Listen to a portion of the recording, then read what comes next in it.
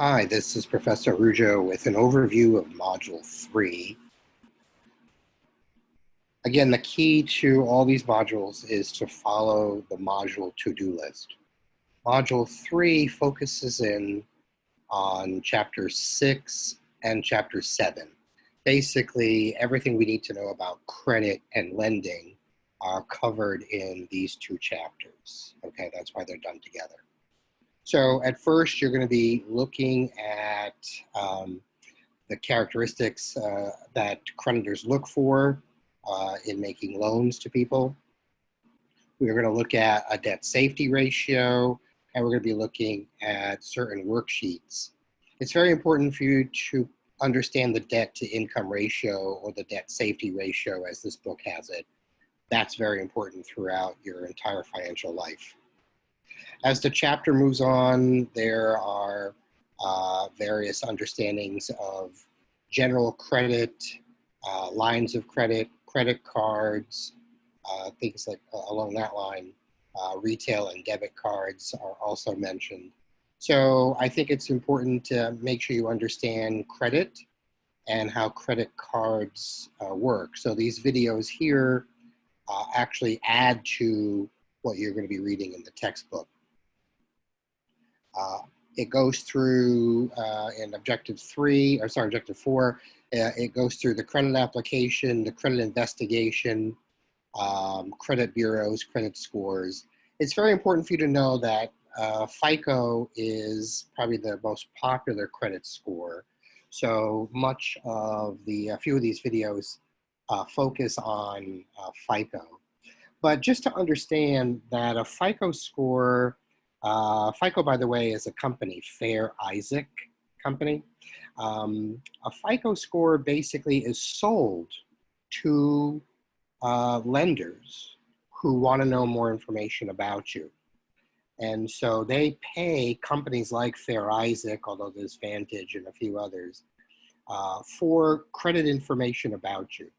The credit score really tells lenders whether you're a good risk or not. The credit score has absolutely nothing to do with whether you're actually good with money. Because if I had no debt and you knew someone who had debt, and as long as they were paying it on time and it wasn't excessive, they would have a higher credit score than you, even though you would probably have no debt and money in the bank.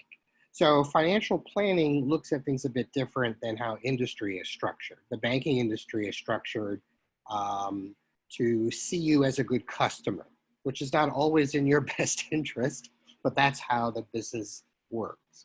So understanding that the FICO score is really about how any creditor sees you as a credit risk is more important than it is to say that your credit score means everything to you, because it really doesn't, okay? I'd rather have no debt and less stress and thus a lower credit score than my neighbor who might have several loans, paying things on time. He would have, or she would have, a higher credit score, but under a lot of stress because they're carrying debts. So again, it's important to understand that there's things behind all of this. That's important to understand there. Okay, so let me keep going here. Chapter 6 wraps up with issues of bankruptcy, well, credit problems, identity theft, and bankruptcy. Personal bankruptcy is sadly on the rise, and for some people it is a reasonable way out. I don't know if you feel that way after you read those articles. Put some thoughts into the personal bankruptcy issue and post that into your discussion board. Chapter 6 ends, of course, with a quiz. Chapter 7 is a bit more intense, because then we're getting into very specific types of issues. I am going to be focusing more on student loans, although all different loans are covered here. But I think in our case, one of the interesting questions is, other than buying a house and spending all that money on automobiles through your lifetime, college education is another one of those very large financial decisions.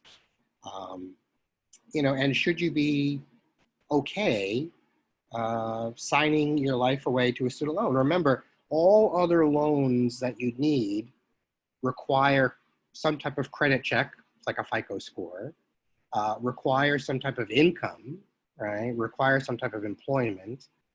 There are other types of things on the checklist before you can get a loan. Student loans are the only loan in which all you need to do is to be a full-time student or a part-time student and enrolled in good standing. No income is required, no credit score is required, no nothing is required. And we call that easy money. So when money is easy, people tend to grab a lot of it, and that's what's happening. Student loans are very, very high.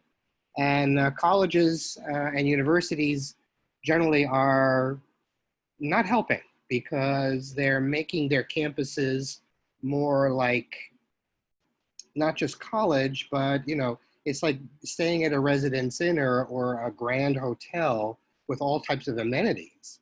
And guess what? You got to pay for that. And so the focus isn't necessarily on academics and learning, but also about the lifestyle you can have on a particular campus. And so campuses for years has been spending lots of money upgrading their buildings, adding amenities, and adding to the cost. And who picks up the cost? But students, and it comes into the tuition. So understand that part of that game or business model as it's set up doesn't have a lot of checks and balances there.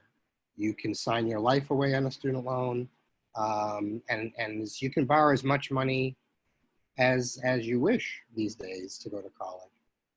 And that has created a very bad situation and asks, you know, kind of begs the question, is college worth it? And so I'm going to have you do a series. There's 3 different video news clips, NBC, PBS, and Fox. I need you to summarize these and answer some of those particular questions. Then there are activities in Chapter 7 that I think you might find worthwhile. Activity 7.1 is a worksheet on consumer debt, because you'll be looking at consumer debt in Chapter 7. You'll be looking at a worksheet in the book, and so I want you to do one for yourself. And I need you to understand in activity 2 about loan amortization, how much of your payment actually goes to paying down your debt versus how much is actually paid in interest. And again, all lenders, the reason they're in business is to make money, to make a profit. And so the interest is their revenue and their profit. And so from a business perspective, that's how they work. You and I might need loans for various things, and it's quite reasonable to have some debt for this or that. But the system is often rigged against folks that don't understand a lot of these things. And so the loan amortization table, it's all set up. You just have to put a loan in there. We'll show you how much of your payment is actually going to pay the loan and how much is actually going to interest. And then the very last activity I am hoping that you'll love, because it's a simulation game. You're going to be a loan shark. You're going to work for Shady Sam, and you're going to be doing all types of loans for Shady Sam. Now, because you're an employee of the company, you're going to have to maximize the profit of every loan. And that goes behind your decisions. And it is a realistic simulation as to the industry really works this way, okay? And so I'm hoping that you'll love that particular game. It's about 15 or 20 minutes overall to play the game well, and of course, write up your summary there. I hope you're really gonna like that.